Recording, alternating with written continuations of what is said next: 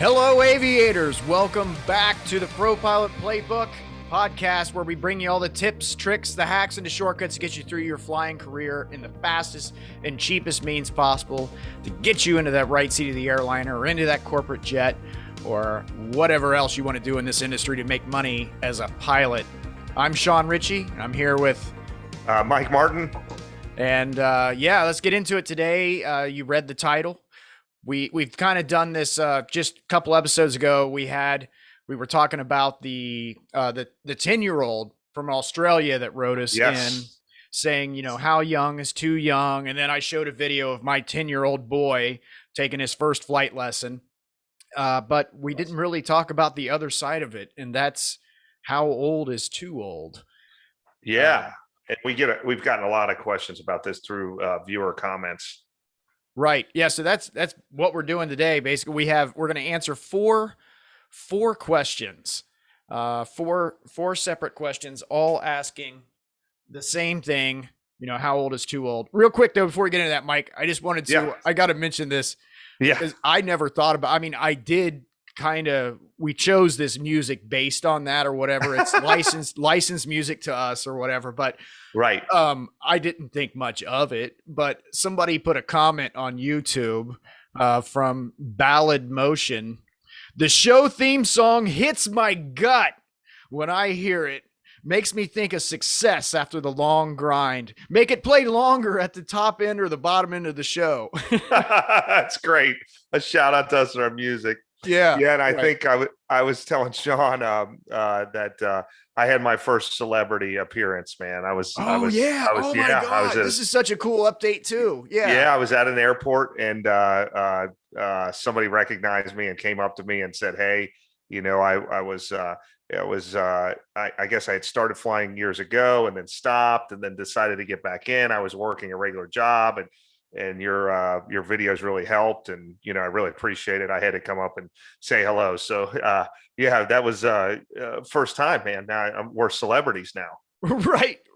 Yeah. Big time celebrities. No, but what was interesting about that story you told me, Mike, and unless I'm making this up in my head, the guy was just hired at his first 135 gig. It was like his first day flying the jet or something. No jet time. This is his first gig. And then he runs into you in the hangar on the first day. I mean, that is so cool. It was. Yeah, it was great. Yep. Yeah. So, just take out of the equation that it was us and our podcast, just the fact that it was anything to do with his career progression and his first day there at work, he runs into that, in the hangar. It's just, he was super excited, man. Magic. Yeah. All right. So let's get into it. The questions, these questions are from, let's see, and I'm going to name all you guys like I usually do in the textual description of the podcast and the YouTube. But we got from William, we got Manzanaron. Okay. And William actually submitted two different questions about the same thing. And then there's another one here from Bruce, but they're all basically asking the same thing. So I guess we'll just, I don't know if we should read them all at once, or maybe we'll just hit them. Just read the best one at a time, and then some of them might overlap. Yeah, that'd be good. All right. So this first one, and I hope I'm saying it the way it's his handle, his email, whatever. Maybe it's his last name. Manzanaron. All right. Hello, Sean and Mike. It's Ron from New Jersey. I recently came across the podcast, and I'm glad I did. It's very informative and entertaining at the same time. Thank you, and please keep it going. I currently have approximately 5 years left to retire, and I'm planning a second career. From a young age, I've always wanted and been interested in becoming a pilot, but life happened. I went on a discovery flight and was recently hooked. My wife is very supportive, and after talking to her and telling her how passionate I am about I've decided to start this journey. My question to you guys is, how should I approach this since I technically have 5 years to complete all my ratings and build hours? My goal is to finish my private certificate in 2022. However, I am not sure how aggressively I should attack my commercial. I do want to become a CFI and build hours that way. My work schedule can sometimes vary, but I know in advance what days I have off. The ultimate goal is to fly for the regionals, corporate, charter, or the majors. I pretty much covered it all there. Yeah, Who yeah, any type knows? of flying job for money. Right, right. Who knows right now? I live 15 minutes from EWR, which is Newark, New Jersey, Wow. and was wondering how hard it would be to make EWR my base. Oh, nice. Yeah. Yeah, I don't. Yeah, that's. Well, I don't well, we think can that's gonna start be. with that. That's a Yeah, very, yeah. very, Will that's my a, age make a difference in being hired? God willing, if everything goes as planned and I am still alive, I will be 45 going on 46 years old when all this goes down, I guess. And thank you again for what you guys do. yeah. Wow. Well, the Newark thing's easy. I mean, that's Mecca for Airline Central up Sure. there, the New York metro area. And correct me if I'm wrong, Sean, but a lot of the it's a junior base usually for a lot of airlines, Yeah, right? yeah, I gotta tell you, Ron, most guys in this industry aren't super excited about Newark. I mean, I know you guys, you live there, so it's different for you, but it's not like a sought after thing, you know? Right. So, and I don't know offhand, but I'm pretty sure that, Newark is, pilot bases for at least two or three regionals. Oh yeah. If That's a not, domicile for, and that's not going to be an issue. Even if for some reason that regional carrier you get on with or whatever you go to do doesn't have Newark as their domicile, it'll be an easy commute to wherever you're going. yeah, yeah, You can Kennedy fly too. anywhere on the Oh, planet Lord. out of Newark or that area of the country. Right, right. And then of course for corporate, you have Teterboro there, which is the busiest corporate airport I think in the world. I mean, it's Yeah, insane. absolutely. Yeah, yeah, yeah. I mean, location wise, he couldn't be doing any better. Right. I mean, you're living underneath the busiest airspace on the planet. You got JFK, LaGuardia, Newark, Teterboro, White Moorestown, Plains. Yeah, I White mean, Plains. Yeah, yeah, that is the busiest airspace on the planet, hands down. Yeah. right, right, right. So you're already ahead. Yeah. Yeah, you got that going for you. As far as, let's see, can you get it all done in 5 years? Absolutely. I Yeah, mean, working a full-time job, even so, I just thinking ahead here, your biggest hindrance is going to be trying to do all this up there in the multiple busy class B airspaces of, like I just mentioned, the busiest airspace on the planet. yep, That's going to be your biggest hindrance more than anything, just because it's so busy and the seasonal type of flying you're going to be able to get in. right. Um, this time of year, it's probably very difficult to get out there and do lessons. Um, the same advice Mike and I always give of running off to Florida or something and getting it done at one of these, one of these companies that focus on the accelerated training. And they're not just Right. all in Florida. There's some in Arizona. There's even a really good mom and pop version of it up in Minnesota. Um, Actually, Right. my next door neighbor actually, has interest in becoming a pilot. He's 17, and this summer he's going up there. He's getting his private pilot's license. He's finishing up. He's doing some lessons here right now, but he's going to get his private pilot's license in under 2 weeks, and then he's going to come back. He's doing that during spring break here. Actually, he's taking a little extra time off school, mixed in with spring break. He's going to have his private in 2 weeks. Then he's going back up there again after school's out, getting his instrument rating in 10 days. So this is actually, the private isn't exactly 2 weeks start to finish, because he's doing some of it here before he leaves, and he'll have his written test done, but all this stuff is possible. 5 years is very doable. Yeah, absolutely. And here's the thing: your age, the demand for pilots is so high. I mean, you can fly till age 65 airline, and then really any age corporate until you don't feel you can do it or you have a medical problem or something. So absolutely, you got plenty of time. I mean, I'm 43. How old are you, Sean? I'm 45. Yeah, so I mean, no, absolutely, it's not. Of course, we've completed all our training and everything, and we're marketable at this point. But within a few years, you can get marketable to an employer even quicker if you use some of the methods in our course, and you're in a great area for it. I really, yeah, I couldn't encourage you enough to do it. I mean, you won't.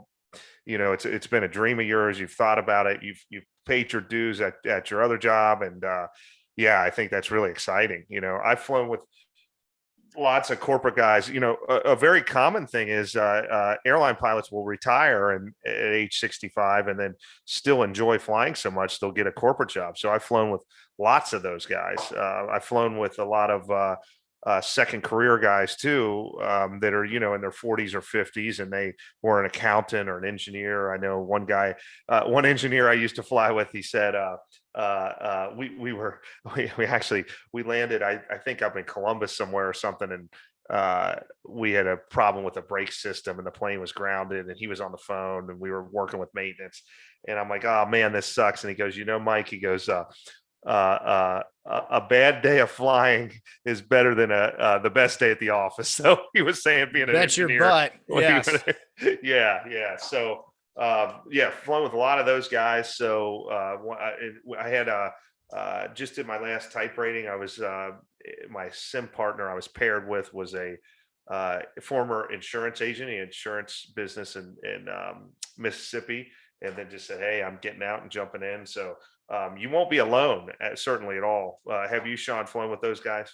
Absolutely. Yeah. Second career guys. Yeah, absolutely. And I think one of the other questions I'm going to read here next is a Yeah, second career guy. This is very popular in our industry. yeah, And you're going to run into more colleagues out there as you get going that are doing the same thing. yeah, Yeah. So 40s, to answer that question is not too late. Remember, at the airlines, the mandatory retirement right now is 65. right. So even if you don't get to the airlines to 48 or something, you still Yes. got plenty of time. And if you keep it going, you could get there by 45. To answer your question, before we move on to the next one of your direct questions here is finishing my private in 2022. However, I am not sure how aggressively I should attack my commercial. So the commercial pilot's license requires 250 hours total time, and that is required to get your CFI, your certificate flight instructor certificate. That allows you to teach people how to fly. This is the traditional rung in the ladder of becoming a pilot. You get this CFI rating certificate, and you're allowed to teach people how to fly. And that's the transition from always paying to fly to getting paid to fly, and you're putting hours in your logbook. And I've said over and over through the years, I never really learned about aviation or how to fly until I had to teach somebody. Yeah, yeah, Because, you drive home from the airport every day thinking, oh my God, did I tell that kid right? Am I saying the right that, you don't want to look like an idiot. So you get in the books and you make sure that you're telling people correctly. But how aggressively should I attack my commercial? As aggressively as possible. This is your ticket to getting that time in that 5 years. Okay. So every day when you get off work, you can control your schedule and have students lined up for you when you get done doing what you're doing. You drive over to the airport, you take a couple students up, build time, get it in your logbook. There's the airport right next to my house. There's a young woman over there who's a flight instructor. She just went and bought a Cessna 150. She found a Cessna 150 on the cheap. And when she's not training students, she's just up buzzing around in this Cessna 150, burning, whatever it is, 7 gallons an hour or something that little motor burns, putting time in that logbook. yeah. This is a hack to get that flight time. So yes, get to that 250 hours as soon as possible. Attack that commercial. However, as soon as you get that private, stay in the air as much as possible. Get to your 250 hours. When you get close to your 250 hours, I would look into one of these, find an accelerated training program somewhere in the country you can take a couple days vacation to, and go out and get your commercial rating. The commercial certificate can be completed in 3 days.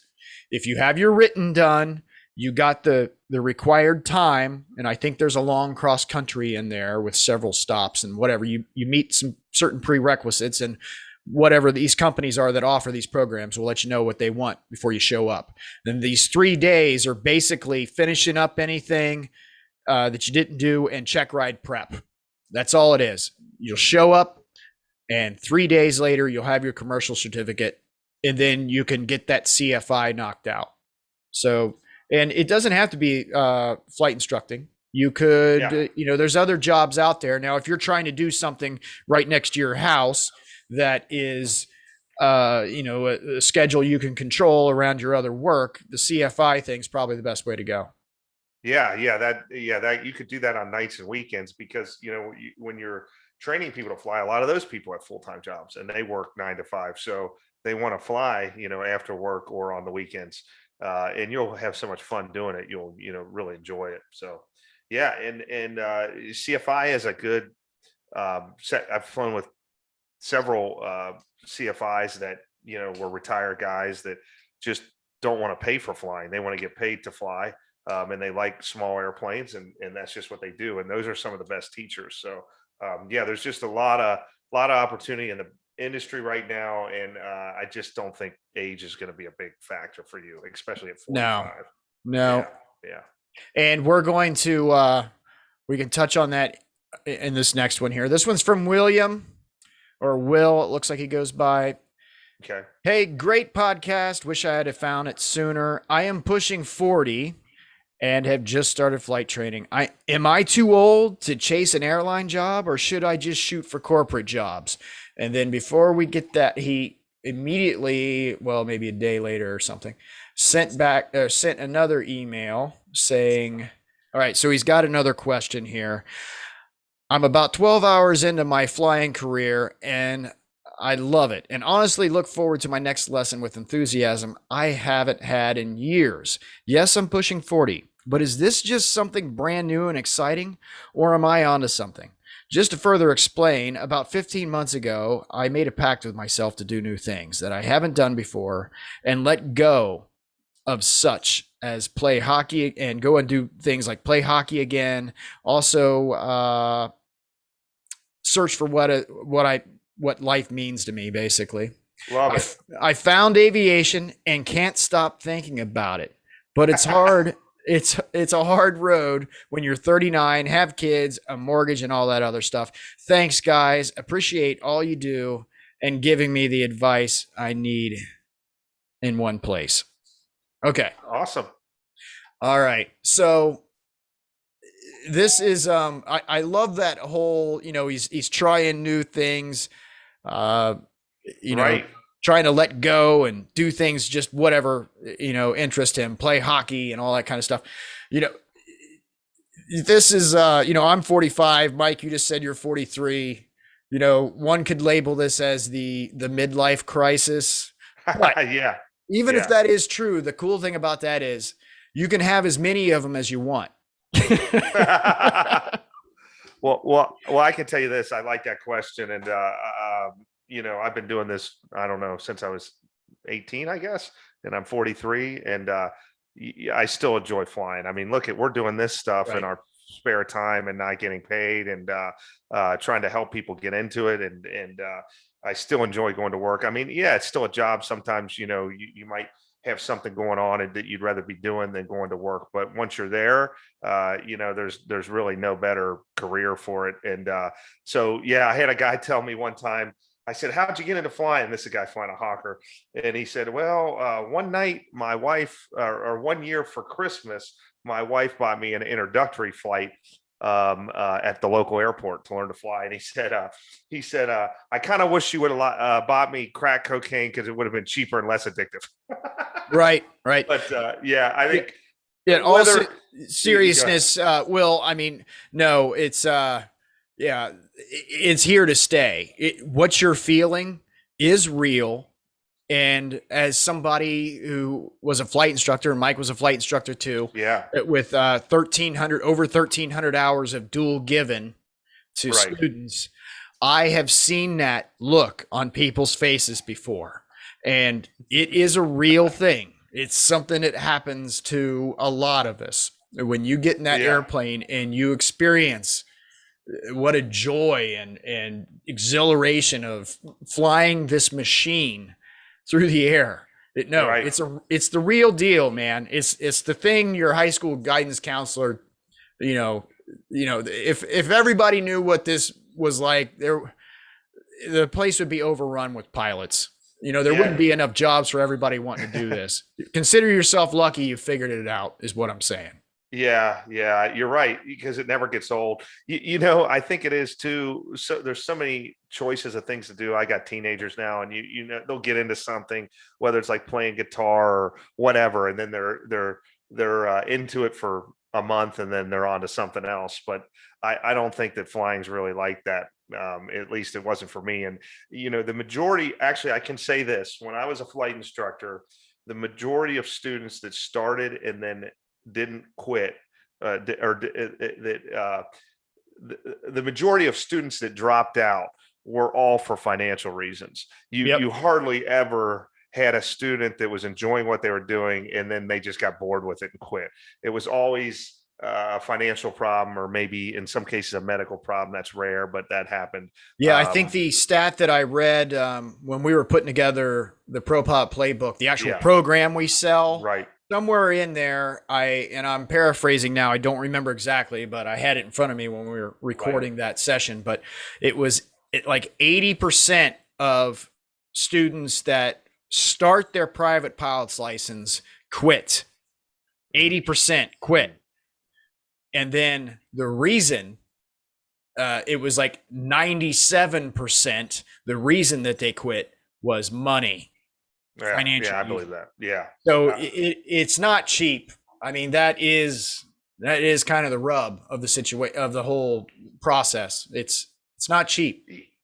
Though everything's like that. If anybody that's been to a big college, where I went at the University of Cincinnati, at the beginning of the year, there's no parking and there's so many people there and the campus is packed. And then, if you look at the numbers of people that actually make it all the way through 4 years and graduate, it's just, there's a lot of attrition, and it's like that anywhere. But sure, I think, college, there's a lot of people don't like what they're doing and they drop out or whatever. At least in aviation, it's all financial. That's it, Right. Yeah. For the most part. Yeah. And it makes sense. It's expensive. I mean, something that's this awesome, Right.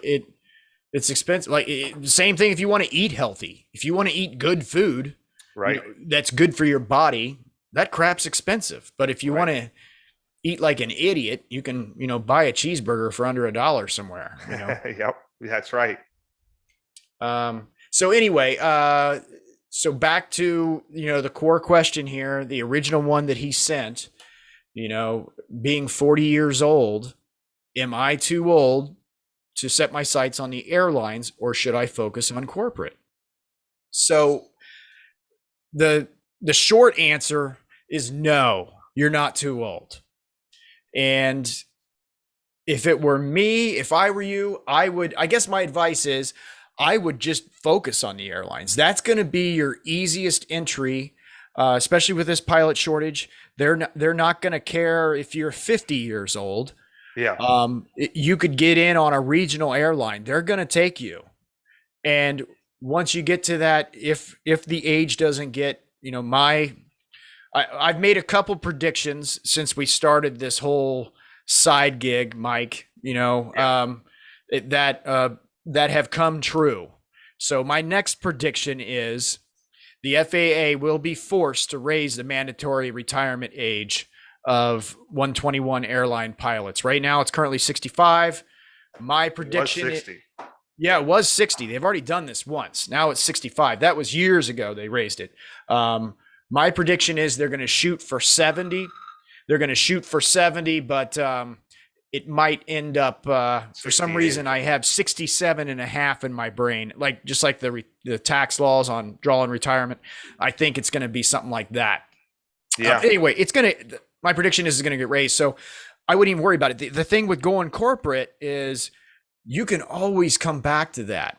Right. After 65, 70 years old, whatever it ends up, you retire from the airlines, you can always go do corporate. Right. But that airlines has the airlines will have the easiest barrier to entry for you.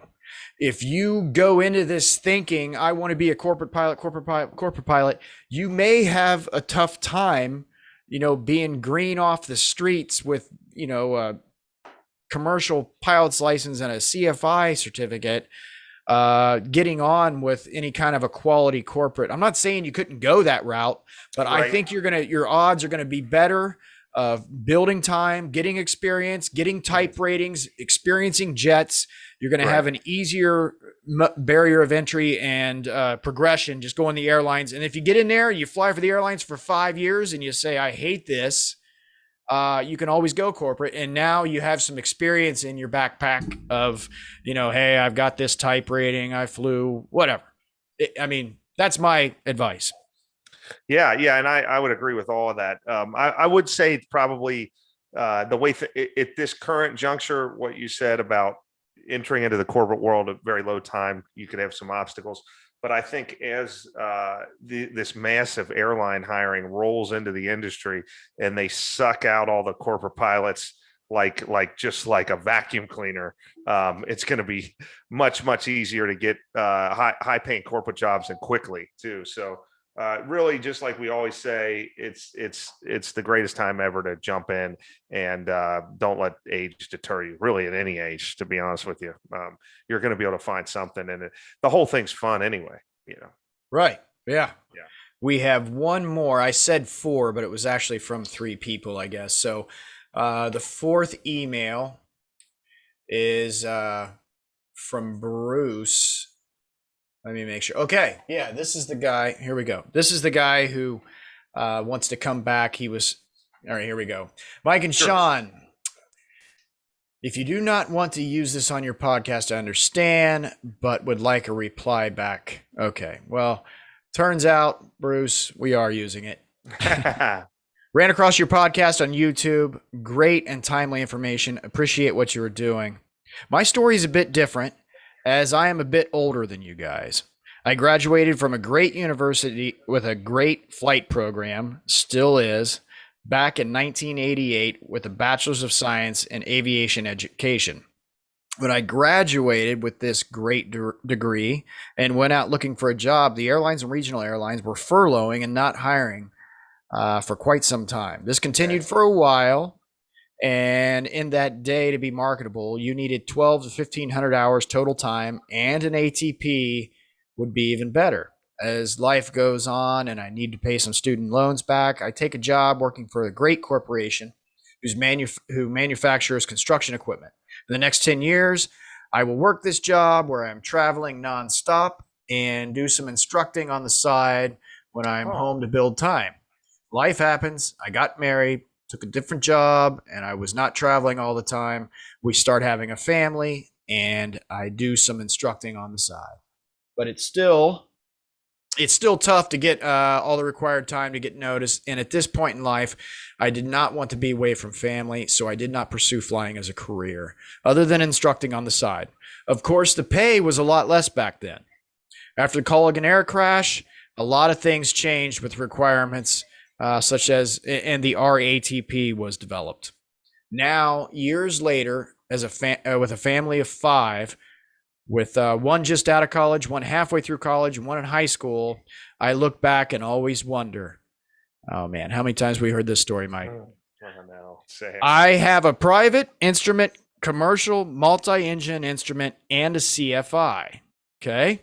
I am 57 years old with a second-class medical in pretty good shape, and only on one medication, with 1,360 total and 120 multi-engine. Given the pilot shortage, would a regional or someone like AirShare even be interested in this old man? All right, Bruce. Dude, he's locked and loaded, man. How I many know. viewers would like to be in his spot, man? I know. I He's know. That's he's what I was just current. thinking. Bruce, we got people listening to this right now. Just like the guy I just read, he's got 12 hours under his belt, and you're sitting here with 1,300 hours, 120 multi, and your Oh commercial. yeah, You're in, and you're still, yeah, no, yeah, you're fine now. The you're fine, 57, man. yeah. Oh, So dude. he's Yeah, 57 years old. Right. Yeah, this one's exciting. Kudos to him for staying current, because we get Yeah, these type of emails and these stories, but it's like, hey, I started doing all my training. I was flying in the 80s, and then I just right. never did it ever again. Yep. Or I got my license and then I bought a plane and then I ran out of money and sold everything. And now this guy actually stayed up on it while working and kept current and was still teaching. He's got no gaps in his resume. He's consistently, current, still teaching. I mean, he's ready to go, man. He just needs, my advice to him is to just get dialed in here at the local airport, start putting out contacts, and start putting out resumes. But yeah, he needs to Well, go ahead. yeah, I mean, he could do that if he wanted to. I'm sure he could probably find, I don't know, he doesn't say where he lives, but yeah, I mean, he could probably put out some feelers around where he lives and end up with a corporate gig of some kind pretty quickly. But I guarantee you would get hired by a regional. Now, one of the questions I'm, reading through this, I think one of the questions he has is concerning the ATP. He doesn't say he has the ATP, Right. although he came through everything. Well, he never had the. Okay, so here's how the ATP works now, Bruce. How it would work for you if you wanted to go to the airlines, or to become a captain at a corporate gig or 135 gig or some kind. You would need to go and enroll in a class called the CATP, which is it's the class you need to take in order to take your ATP written. It preps you for the written.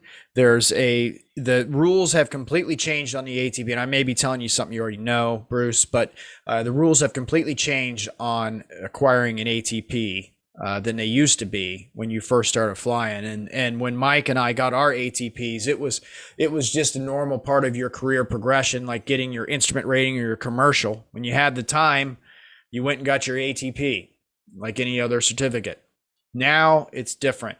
There's even some mandatory sim time involved, and there's companies out there that will do this. It's between $3,000 and $6,000 probably. We got one here in town, Sporties. I think Sporties is $5,000 to get you through it, and I believe that includes preparation for the written test, and then you get the CATP certificate, which allows you to take your ATP check ride. However, there's a lot of regionals out there. If you bump that time up, so you got 1360 right now, I would say at about 1450 or 1425, I guarantee the first application you fill out for a regional airline online, and they've streamlined a lot of these processes. This can be done in one afternoon. Fill out an application for one of these regionals, one that's close to you or has a domicile close to you. I guarantee you're going to get an interview. And unless you go in there wearing like a clown suit and a rubber nose, you're going to get hired. And and they will pay for the CATP. And that is a way to go also to avoid this cost. I'm pretty sure all of them pay for it now. They include it as part of your training. There might be a couple outliers that haven't jumped on board yet with that. But the other question is 57 years too old to chase this down? No. Because just like we got done telling the last guy, the airlines are going to be your quickest route to getting jet time, to getting the real experience that a corporate operator that you would actually want to work at, like a Fortune 500 company or something. Right. That's going to give you the experience to, have them look at you. So you spend a few years at the regional or maybe even a couple years at the regional. And then you get on with one of these discount carriers that are flying this big new equipment, like an Right. Allegiant or the Frontier Spirit merger. Mike and I were just talking. We got a couple buddies over at Spirit. Right. These guys love that company as a pilot's perspective. And I'm not fully spun up on it, but Mike, weren't you just saying that? I mean, Yeah. They love working there. They think there's a lot of opportunity, a lot of growth. They're excited about the merger. So Frontier and Spirit together, it's going to increase the amount of bases. So basically, if you're flying for Spirit and you now can live where eventually, once it all shakes out, where Frontier has a base in their network, it's going to make them, I think, I don't know, top 5, 6 largest airlines, something like that. Gotcha. So they're very positive about all that and the growth potential in that market. The discount domestic flying is just, I mean, Right. it's going like crazy. Yep. People love that stuff. And the Right. ability to you're going direct to the popular destinations, Oh, Yep. and I realized I've been saying something incorrectly. I probably said it like 4 times too. Right. It's not CATP. I'm mixing the RATP and Okay. it's Gotcha. CTP is what that's called. That course that's required for your ATP now. Yeah, that's right. So, and most of the airlines are paying for that. Yeah. But 57, no, not too old. Not at all. 57 and current with all his ratings. Yeah, 57 and current. It's not like, that's the other main thing you got to think about. You're not like saying you're 57 and I just took my first flight lesson. You're Right. 57 and ready to send out an application in the next. I mean, if you turn up the heat on your flight instructing time, remember you need that 1,500 hours to go to the airlines. But Yeah. And then there's a perception thing, he's kind of asking this in a manner, am I too old? And, you get that. I know you hear that concerns with older people looking for jobs in other fields, like, oh, they don't want to hire older people. Well, actually, I would say flying is one of those jobs. Like, if you just look at perception wise, right. People like to see older guys in the cockpit. Yeah. I've had passengers before. Yeah. I like to see a little gray hair in the cockpit. I'm like, well, what you don't know there, fella, is this guy just retired from insert any company and just became a pilot. Yeah. I'm 18 times more experienced than he is, at 22. Right. Yep. They think the older guys are right. Yeah. It's a common misconception. There's an old saying, there's old pilots and there's bold pilots, but there's no old bold pilots. Yep. That's another good one. That is true. Yep. Absolutely. Great. But I'm glad we did this one because I'm sure there's a lot of people concerned about this that are thinking about jumping in. Yeah, no, it's a great question. Okay, guys. And then one other tidbit here, at whatever age you're at, and everybody's different. Everybody viewing that's older is going to be watching this podcast and they're going to say, well, how does this apply to me? And should I do it? And then you're doing math on this. You're saying, maybe you're not retiring. Maybe you're thinking of quitting your regular job. And then starting into flying, or maybe, and you're wondering how lucrative it will be. Well, guys, all this stuff's available online. If you're going to go the airline route, which Sean and I think are in agreement that may be the fastest and quickest way in this climate, just Google these airlines pay scales. They're all on there. Yeah. So you can look at airlinepilotcentral.com, climb to 350.com. These are publicly available. Yep. So you can look at it and do the math. You could say, okay, so it's going to take me, in this guy's case, no time hardly to get spooled up, but it may take you a few years to get your ratings, and then you're going to get on a regional, and you can see what you're going to make first, second, third, fourth year, and then back that math out based on age 65, and then see what your earnings are going to be, and then see, okay, if I went to a regional for several years, then I went to a major, how much? And I think you'd be surprised because the pay, even at the lower end of these scales, is still pretty good. Right. And then you figure the upgrade in there at a regional, probably, I would say around 18 months to 24 months. So maybe look at the 2-year pay scale for captain. assume there's going to be an upgrade fairly quickly at these regionals, which basically doubles your pay at that point. But yeah, there's one other final thing. This is probably going to end up one of our longer podcasts here, Mike, but there's one other point I just thought of that I really want to get across to people. Right. How old, the question is, how old is too old to learn how to be a pilot in general? Mm-hmm. There is no age restriction. If you just want to get your pilot's license to learn to fly, there's no age restriction on that. This question has been geared towards making money on it, and, get out there and fly. If you're, it doesn't matter how old you are. I taught people in their 70s, that just wanted to get their private pilot's license to go flying. So yeah. And like I said, a lot of older guys became flight instructors, and you can get into that very quickly and still have a great job that you're getting paid to fly. Can't beat it. Yeah. So yeah, you could totally be 65, 70 years old and decide that you're bored in your retirement. Work your way through and become a flight instructor and sit over at your local airport and drink coffee and hang out with people and still make, several $100s a week just getting paid to fly, doing what you love. You got it. And that may lead to something else.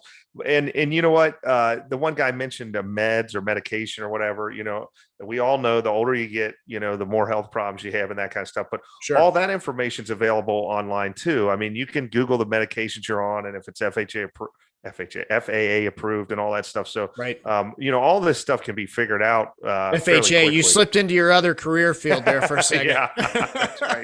That's right. Well, this guy's he has a second class medical, and I'm sure he's pretty up on that. But you're absolutely right. All that stuff's available too. Yep. All right. Well, thank you for joining us, and we'll be back next week tackling some questions. But until then, get your butt to the airport and start flying. That's right.